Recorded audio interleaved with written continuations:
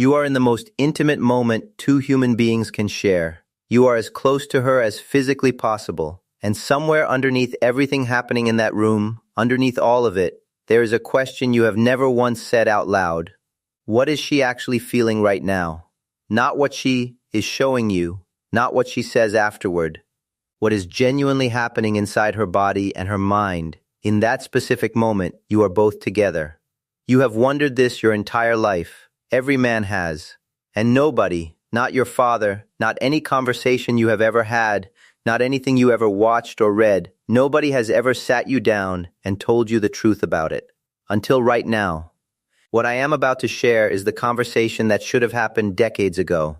The biological truth about what she is actually experiencing the moment you enter her world completely. The neurochemical reality of what is happening inside her that she herself may never have had the language to explain to you. And what understanding all of this means for every intimate moment you have from this day forward. You are not failing her because you did not care. You care enormously. Every man I have worked with in over a decade of clinical practice cares deeply.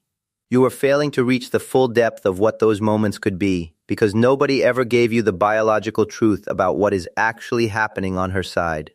That absence ends today. My name is Dr. Daniel Morgan, a board-certified urologist with more than 12 years of clinical experience working with men's health, intimate function, and the biology that underlies everything we are about to discuss. I have spent my career in examination rooms and consultation offices listening to men describe intimate lives that were close to what they wanted but never quite arrived there.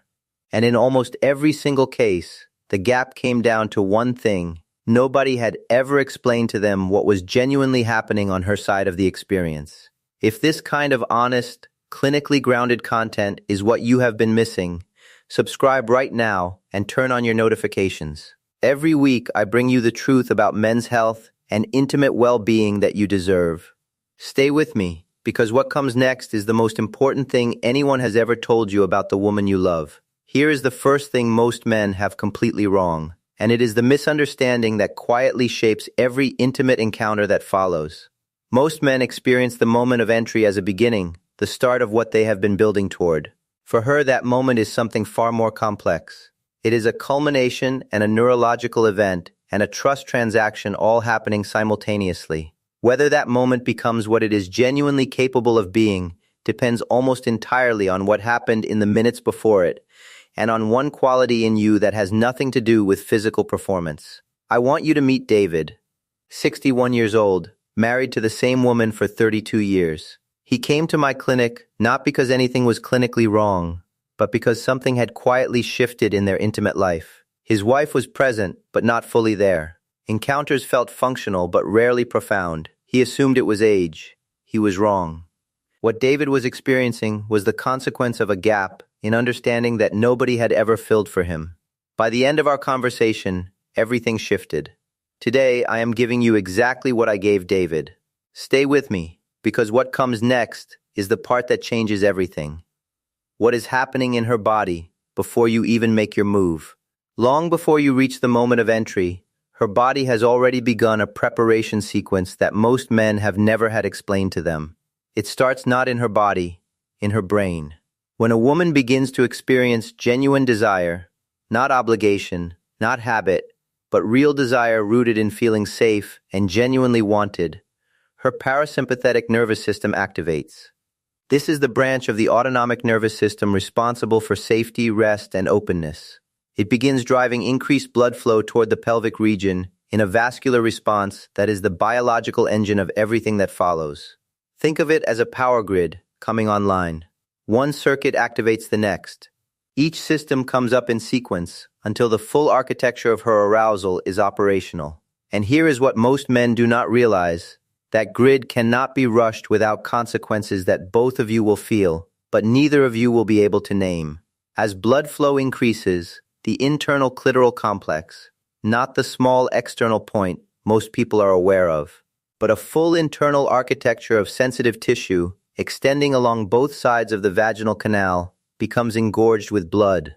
This engorgement dramatically amplifies the sensitivity of every nerve ending in the region. Her body is not just warming up, It is becoming a completely different sensory environment than it was 60 seconds before. Simultaneously, the vaginal walls begin producing natural lubrication through a process called transidate, fluid literally pressed through the vaginal walls by increased blood pressure in surrounding tissue. This is not something she decides. This is her body producing the biological conditions for connection in response to the neurological signal that something meaningful is happening between you. And here is the piece most men have genuinely never heard. A process called vaginal tenting occurs. The upper portion of the vaginal canal lengthens and expands. The cervix lifts as the uterus rises slightly within the pelvis. Her body is making internal space, creating room in a way that nothing else in her physiology does for anyone else. That process is not mechanical. It is biological trust made physical. The pelvic floor musculature begins to progressively relax as arousal deepens. But this relaxation is not automatic. It requires the specific neurological conditions of genuine, unhurried arousal. A woman whose nervous system has not fully arrived at safety and readiness will not have released this musculature, regardless of how willing she appears externally. Her body will not pretend otherwise, no matter what her words are saying. This entire sequence takes between 15 and 45 minutes for most women. For women in their 50s and 60s, hormonal changes mean this process requires more time, not less. More patience, more presence, more of exactly what a man at this stage of life is more capable of offering than he has ever been.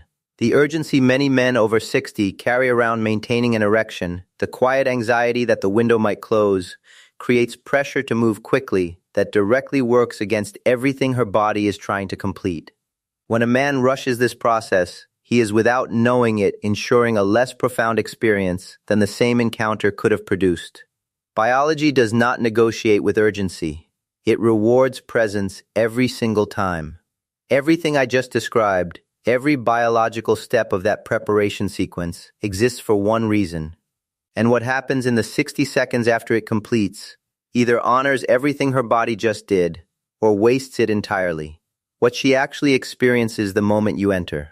When entry occurs in a body that has completed this preparation sequence, the experience for a woman is neurologically and psychologically layered in ways that go far beyond what most men have imagined. The moment of initial entry activates the dense concentration of nerve endings at the vaginal entrance and the engorged internal tissue simultaneously. Every nerve structure that generates the most intense sensation is now fully sensitized and fully alive, in a way that is only possible after the complete arousal sequence has run its course. Entry into a fully prepared body and entry into a body that has been rushed are not the same experience. They are not even close. And she has felt that difference every single time, even when she never said so. The sensation she experiences is not simply physical contact. It is what many women describe as grounding, a settling, something that centers rather than simply stimulates. A deep, distributed sensory experience engaging her entire internal landscape at once. Many women have felt this their entire intimate lives and had no clinical language for what it actually was. Now you do. Then neurochemistry happens. And this is the moment I need every man watching to hold on to, because this single biological fact explains something you have felt your entire intimate life without ever having language for it. At the moment of entry during a desired, safe, emotionally connected encounter, her brain releases oxytocin. You may have heard this called the bonding hormone. What that phrase does not capture is what oxytocin actually produces at the precise moment of its release. This is not a metaphor. This is a documented, measurable biological event. A surge of a specific neurochemical producing a specific emotional state, the sense of being fully met by another person, of a gap between two separate human beings being bridged in a way that feels simultaneously physical and emotionally complete. The difference you have felt between intimacy that moved you and intimacy that did not was not in your imagination. It was chemistry. It was this. Leave a comment right now and tell me, has anyone ever explained this to you before? Because in 12 years of clinical practice, most men tell me nobody has. And that gap has cost more relationships, more depth, than almost anything else I see professionally. The oxytocin surge is amplified by emotional safety, by genuine connection, by feeling truly desired rather than simply needed. A man who is genuinely present, genuinely attentive, genuinely invested in her experience, is creating physiological conditions in her body that produce considerably richer sensation than the identical physical act performed by a man who is distracted or hurried. Emotional presence is not a courtesy, it is a physiological prerequisite for her full experience, what she is actually trusting you with in that moment. The physical vulnerability of being entered by another person has no male equivalent.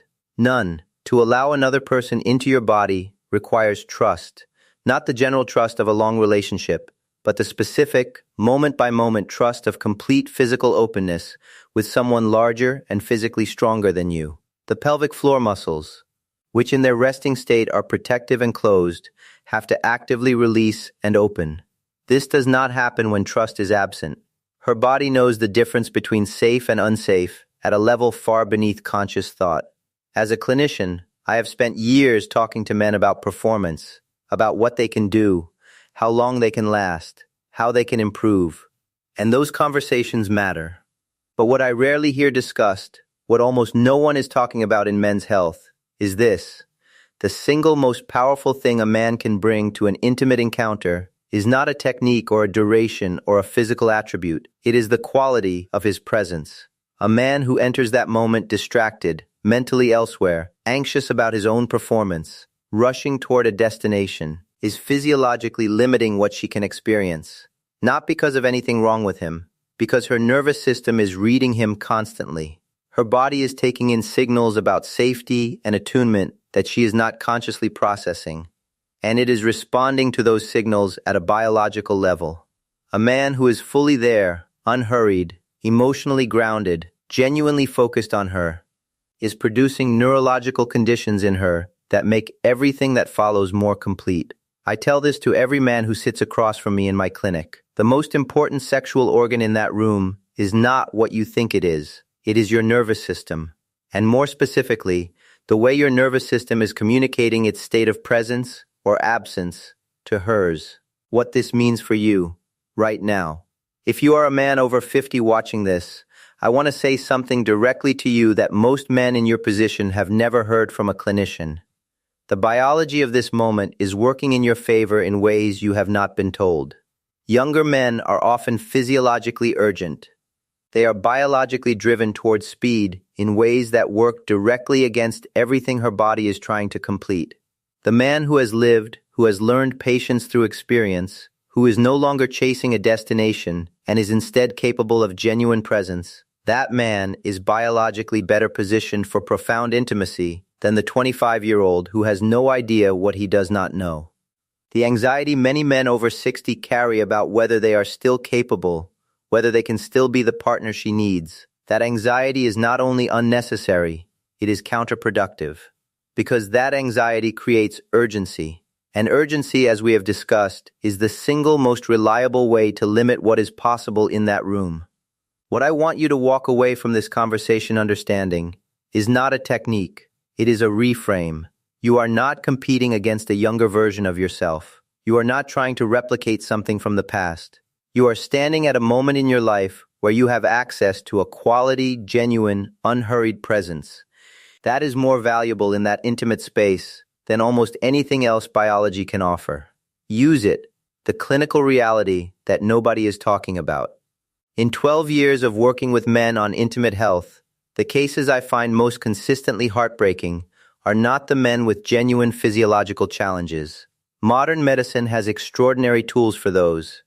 The cases that stay with me are the men who spent decades in intimate relationships with women they genuinely loved, who cared about those women's experiences, who wanted to reach the full depth of what was possible between them, and who never did. Not because of anything physically wrong with either of them, because nobody ever told them the truth about what was happening on her side. David came back to my clinic 6 weeks after our first conversation. He did not come with a list of clinical follow-up questions. He came because he wanted me to know something had shifted between him and his wife in a way he did not have words for. What he said was, "I feel like I finally understand something I should have known 30 years ago, and I'm grateful I know it now." That is the conversation I am trying to have with every man who finds this channel. not to shame anyone for what they did not know. Nobody teaches this. It is a gap in how we raise men, in how medicine talks to men, in what we consider worth saying out loud. But it can be filled. And filling it changes things, not just in that room, but in everything that surrounds it. One final thing before you go. If you are watching this and you have a partner, if there is a woman in your life who has shared that vulnerability with you, who has opened that trust to you, who has been present in those moments even when the full depth of them was not reached, I want you to carry something forward from today. She was not holding back. She was not indifferent. She was waiting, biologically, neurologically, with her entire nervous system, for the conditions that would allow her to arrive completely. You now understand what those conditions are. You now have the clinical language for what her body was doing and what it needed and what made the difference between close and complete. That knowledge is not information. It is a responsibility. And I believe the men who seek out this kind of understanding, who are willing to sit with a urologist on a Wednesday afternoon and learn the truth about female physiology because they care about getting it right, are exactly the men who will use it with the integrity it deserves. I am Dr. Daniel Morgan. If this conversation gave you something you needed, subscribe. Share it with a man in your life who would benefit from hearing it, and leave me a comment below. I will see you next week with more of the clinical truth that men deserve to have.